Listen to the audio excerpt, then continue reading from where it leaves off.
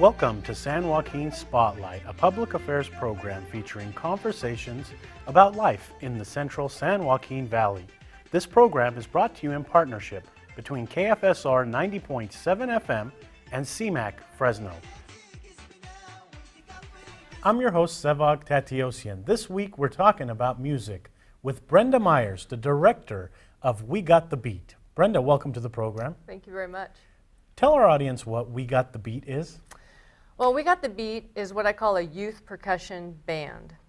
And so the youth part is made up of 2nd through 8th graders from the greater Fresno area. Most of the kids are from Fresno and Clovis, but we've had kids from Easton or as far south as Visalia and as far north as Oakhurst.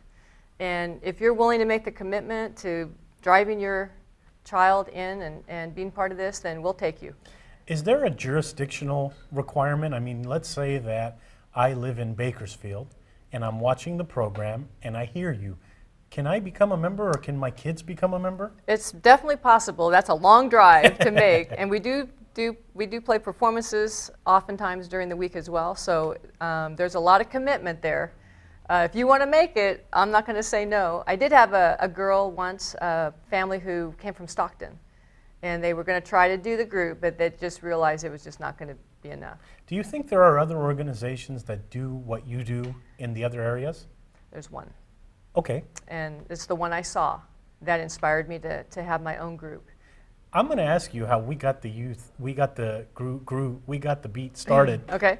But a little later on in the program, you mentioned youth percussion. What is percussion? Percussion is basically anything you hit.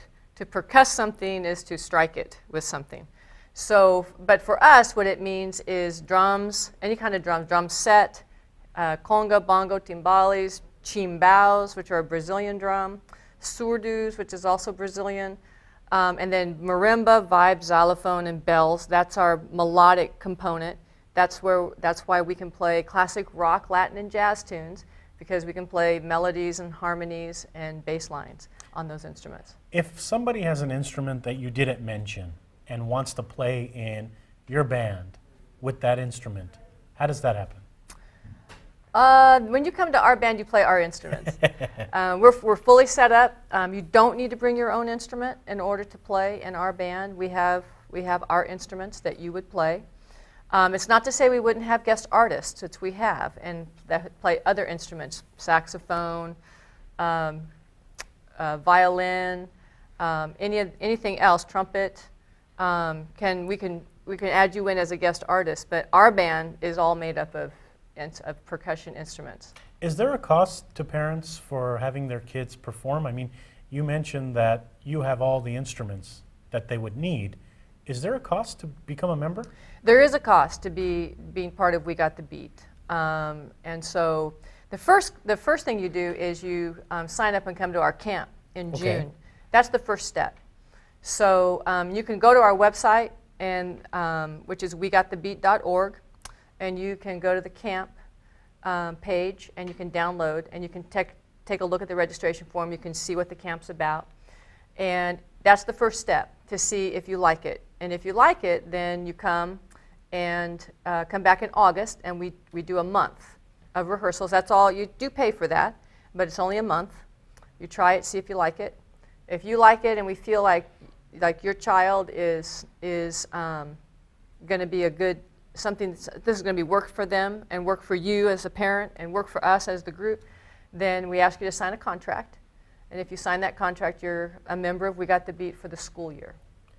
Okay, and you mentioned this camp. So how does the camp work? I sign my kids up for the camp, and then what happens at that camp? I bring in the lady I saw that inspired me to run my own group. And she runs a group back in Louisville, Kentucky. So we tell kids, if you don't want to join this group here, you have another one you can join back in Louisville. You have to move back there. It's either here or there. She has a group almost exactly like my group. And I bring her out, and she's what we call the lead teacher. So she teaches the tunes, the songs that the kids learn. But in addition to that, each camper is there for 3 hours a day. It's a 5-day camp. So you come for your 3 hours, and for an hour and a half, you rotate from a drum set room, which is drummer heaven, a conga hand drum kind of a room, and then a keyboard room, marimba, xylophone, and vibes. So a half hour a day, you get your time in each of those rooms with qualified, great teachers who know how to teach kids. And then for an hour and a half, you're in with Diane Downs, who's the lady that inspired me, and she takes them through tunes, teaches them tunes. Are you looking at that time for who's got the talent, or are you just checking if they've got the instrument beat? It's mostly that, but in the end it becomes, do you really want to do it? A lot of times the kids with the talent have talent in a lot of different areas, and they're very busy, and they really can't fit us into their extremely busy schedule. Sometimes they can, and sometimes they can't. But it's the kids who really want to do this so badly that they don't let their parents rest until they let them come back and try it and do those kinds of things. Because this is really about perseverance. Being in We Got the Beat, it's a long year, and you start from not knowing much of anything. I mean, you learn a lot at camp, but by time camp's in June, we start back in August. Typically, they're going to forget a lot of things they learned. So you have to be willing to go through the stages of the learning, of being confused and being frustrated, and then having it this week and forgetting it next week, and now you're adding another song. I have another part to learn, and we pack their brains full of stuff. Has there ever been a time where you go to this camp and you hear this youth performing and you say, wow, that's incredible? Yes, I do. It is incredible. It's amazing what kids can do if you just give them a chance. How did We Got the Beat start? Because you mentioned that you kind of were instrumental in bringing it here. Yes. What did you do and why did you start it? When I saw Diane Downs' group, I saw a certain look on the kids' face. I saw how excited they were. I saw how they played their hearts out. And they were little kids. They were 2nd through 5th grade. And I thought, I was teaching junior high and high school at the time. And I went, I want my group to look like that when they play. That's what I want. How do I do that? Well, she seems to know how to do it. So maybe, my first thought was maybe I could get her out here and she could be, and I could get her to move out here, and she could teach elementary school and be my feeder program, and then I'd get these kids in junior high and high school, and it would be awesome. Well, that didn't work out too well. She didn't want to come from? No, she liked Louisville. I don't know. California, come on. But I did convince her to come out and do a camp. And so the first day of camp, she taught, those kids were playing what I would have been thrilled with if they were playing at the end of the week. And I thought, and I watched her the whole time, and I'm like, how do you do that? I mean, that is amazing to me. So I watched her do it, and I thought, wow, that's really awesome. Let's bring you back next summer, and they'll have that experience again, and we'll get them all excited, and it'll be great. Well, I had 7 kids, 7 families who said, don't stop. We want to keep doing this, and we want you to teach us. And I thought, I don't know how to teach this way. I'm not comfortable with this. And but they wouldn't let me off the hook. And so the schools I was at were very, very kind and very generous, and said, we'll give you an afternoon off from teaching here so you can teach these guys. This is a great opportunity. We want you to do this. So we did that for a year.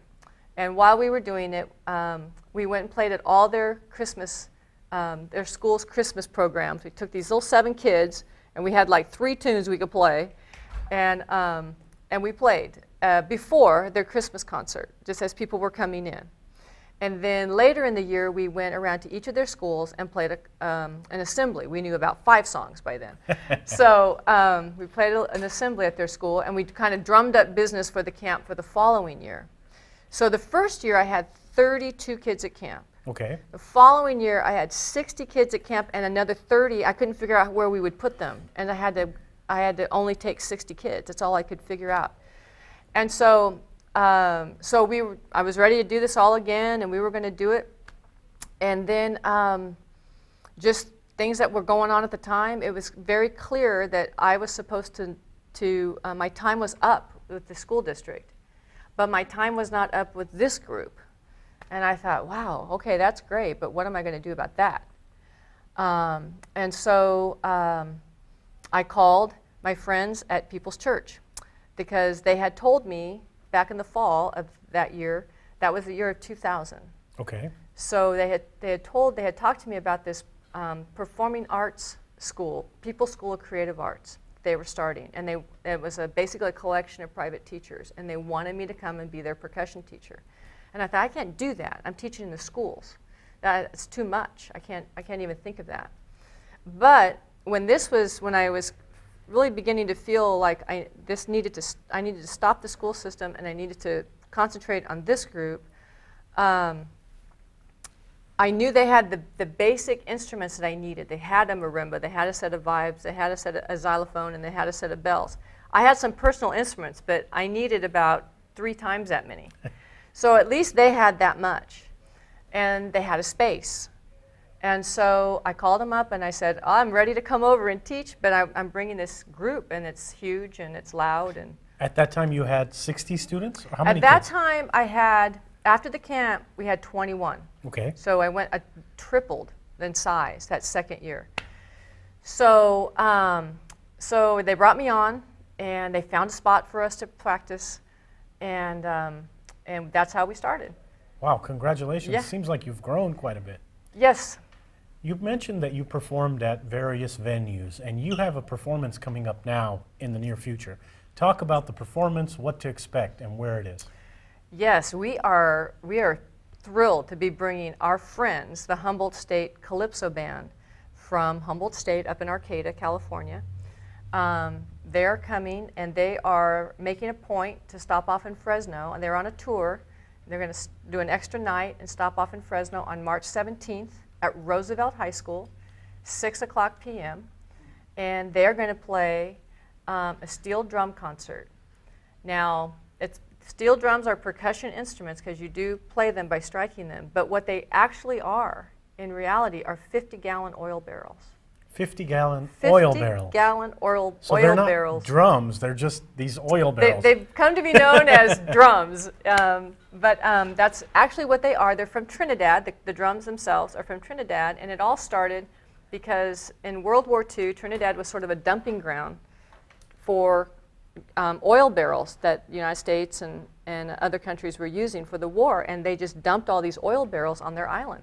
Wow. And as happens in places like that, the people took that resource that they had, this new resource, and they created something valuable from it. And they created musical instruments that play melodies and harmonies and bass lines, and then along with their beat, which is a very catchy, danceable beat, you've got this combination of this music. It's very intricate. It's kind of based out of an orchestral style because the British colonized Trinidad, and so they heard a lot of that orchestral music growing up. And so the first time I ever saw a steel drum band, it was like a 200-member steel drum band. And that's a lot of steel drums. That's a big band. That's a lot. That's a lot. And they were playing symphony orchestra. They were playing symphonies, orchestral symphonies that they had orally transcribed onto these instruments. And they were playing all the string lines and all of that stuff. It was fantastic. I couldn't believe it. So now they write their own music, but it has those same elements in it. So it's kind of an orchestral kind of feel to it, but it's danceable. It's got drums, and they use brake drums as part of their rhythm instruments. It's amazing. And they have a blast. It's a big party on the stage. So your students, your group, is going to be partnering with them on this. We are. Is there a cost to attend, and how can people get tickets? There is a cost to attend. Anybody under 5 years of age gets in for free. Anybody We Got the Beat age, which is basically first grade through 8th grade, gets in for $5, and then anybody above that gets in for $10. So that's how the pricing works. You can either email me at wegotthebeat.org or wegotthebeat@comcast.net, and I can talk to you about how to arrange tickets, or and I can talk to you about that, or you can buy them at the door. So We Got the Beat. Now, is this a nonprofit, or how do you categorize yourself? We are not, We Got the Beat itself is not nonprofit, but we are under the umbrella of the People's School of Creative Arts, Okay. which is a nonprofit. So we can kind of function in both worlds. And the reason I ask that question is, let's say that I have instruments or I have extra cash laying around somewhere. Yes.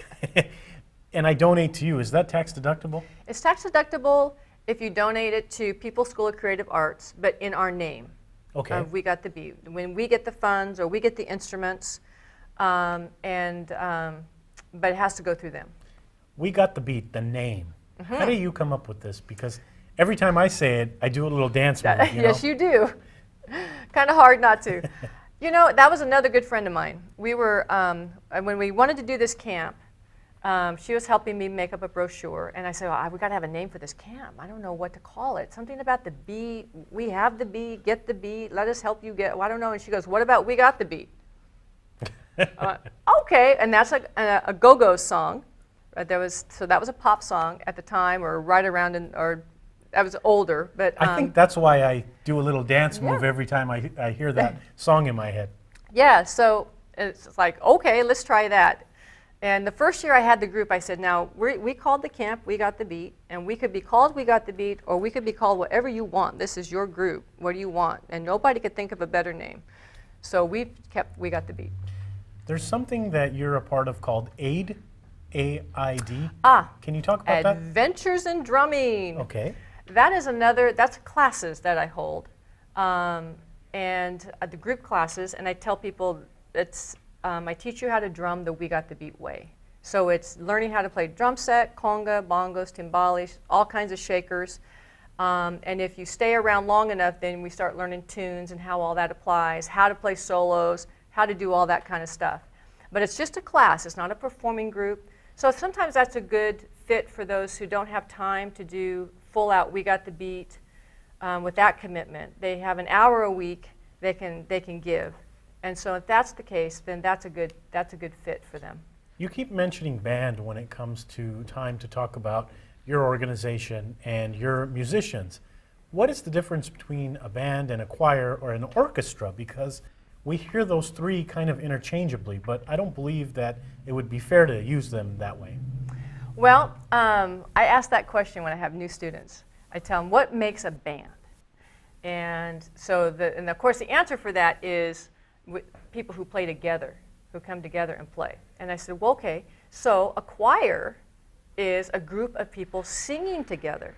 That's a band of singers. Okay. We call that a choir. Stringed instruments come together and they play together, they play music together, and when they do, we call that's a band of string instruments, we call that an orchestra. Okay. And we're a band of percussion instruments, of things you hit. So we call that our percussion band. Is there any vocals in this band that you're a part of? And if not, let's say that someone has a connection with one of these great opera singers or one of these great vocalists out there. Would you consider teaming up with them in such a way? You know, we are open to anything. If someone wants to come and sing, and we do a lot of jazz, classic rock, Latin, and jazz songs. So an opera singer, I don't know if they'd be comfortable singing our style, but if they were, they're welcome. And anybody, if that's what they want to, if they want to try that, we're open. We're definitely open. How can people get a hold of you and ask you to perform at their events? I mean, I go to dinners and lunches all the time, and it would be nice to add a band to these dinners and these lunches. Sure. Do you do it, and is there a cost for such a thing? We do it, definitely, and we're very open. That's what we do. We are a performance band. So we're kind of big, but we do perform, and we are always open for people to donate money to us, but money is never the reason we don't do a performance. The most important thing for me is that the kids get out and get a chance to play, other people get a chance to see them, and they get a chance to play in a lot of different venues and for a lot of different experiences. And again, they can just email me at wegotthebeat@comcast.net, and we can talk about that. I want to ask you how you got involved in music. I mean, did you always like music? Because it takes someone with passion to do what you're doing, and especially you're dealing with youth. Yeah, I've always been a teacher, for sure. Couldn't get away from that. And I grew up in a musical family. We always sang. My mother had us all take piano lessons.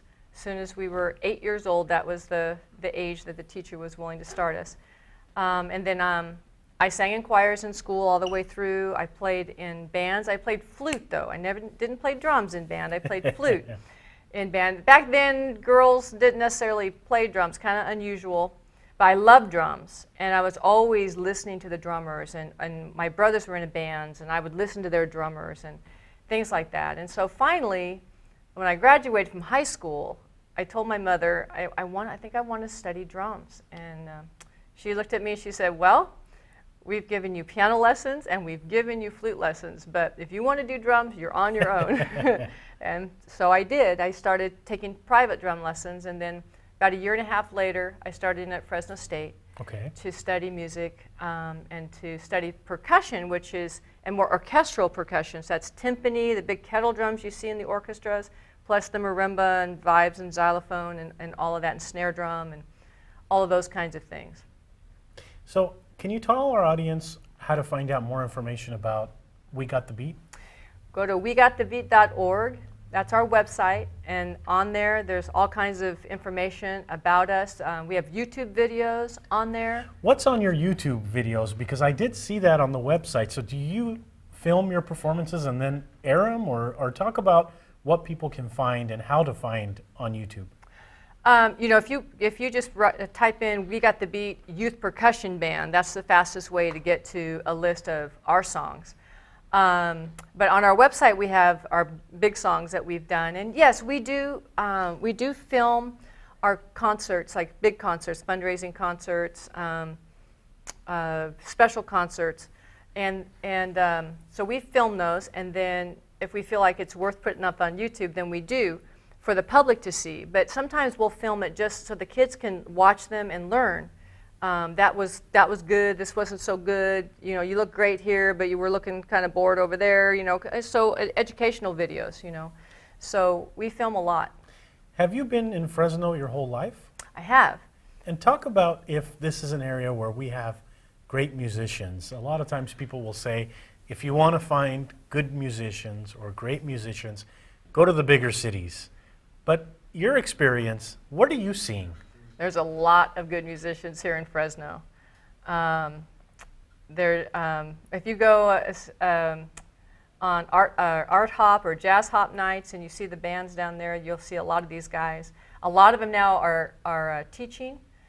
So City College has a strong faculty, as well as Fresno State. There's in the school systems here, the teachers that are doing, a lot of them are excellent musicians, playing in big bands around town, playing in their own combos, playing in churches. I mean, there's a wealth, really, of musicians here in town, and some national and world renowned. Talk about your upcoming concert. Okay, what we're calling Experience Trinidad Concert at Roosevelt High School. Okay. 6 o'clock on March 17th.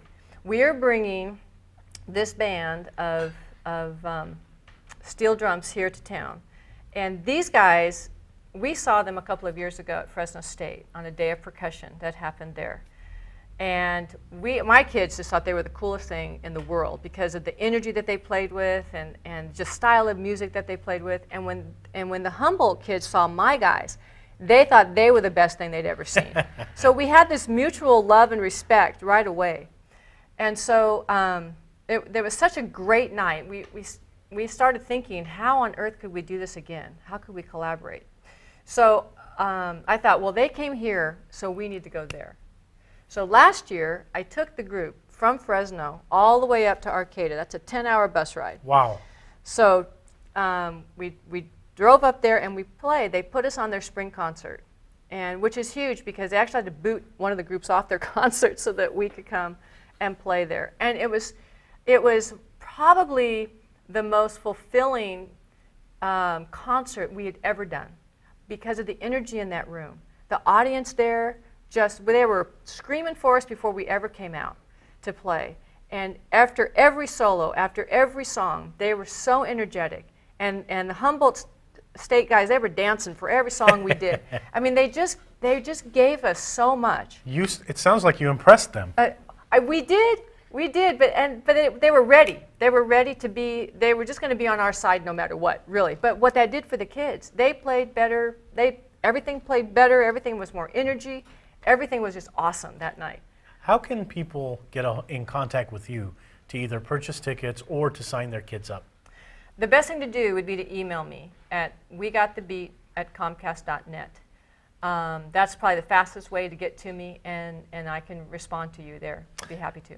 On that note, you have been listening to San Joaquin Spotlight, a production of KFSR 90.7 FM and CMAC in Fresno. Our guest this week has been Brenda Myers. She's the director of something called We Got the Beat. Brenda, thank you so much for coming on the program. Thank you. Really appreciate it.